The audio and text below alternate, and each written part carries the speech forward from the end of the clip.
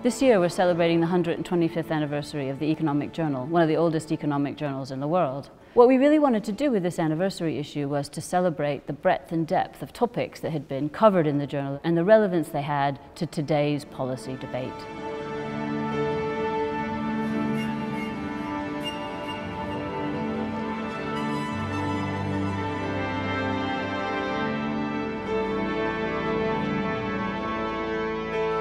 The original paper by Tony Atkinson and Agnar Sandmo, which was published in 1980 in the EJ, developed the theory of the taxation of saving in a more realistic model than economists had used before. There was less in that paper about inequality per se, the way we think about it now, that is not so much across generations but within cohorts, and much of the work that has followed since then has focused as much on the effects on inequality as well as on behavior as the effects on capital accumulation that was considered in that original paper.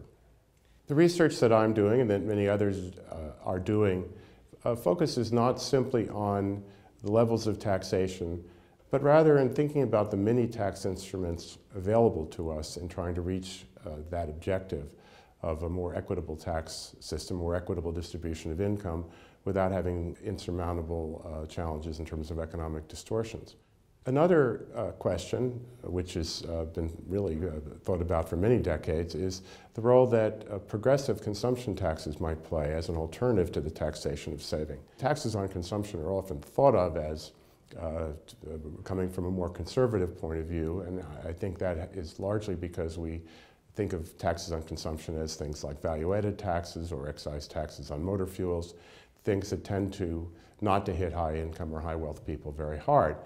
But there are also, at least in concept, progressive ways of taxing consumption that wouldn't have the same thrust in terms of the effects on the income distribution. And there's been much theoretical work and thinking about how we might implement such taxes as alternatives to taxation of saving. Taxation of saving might sound like a boring topic. Many people don't have large amounts of saving and so might not be affected directly by the taxes on saving in terms of the taxes that they pay. But it affects them nonetheless in a very important way. First of all, through the revenues that government can collect and therefore the services that government can provide to the individuals in society. Moreover, it affects people in the terms of the sense of fairness that they have of who is paying their fair share and who isn't paying their fair share. And finally, it affects the health of the economy. And the stronger the economy, the more there is to be divided among everyone.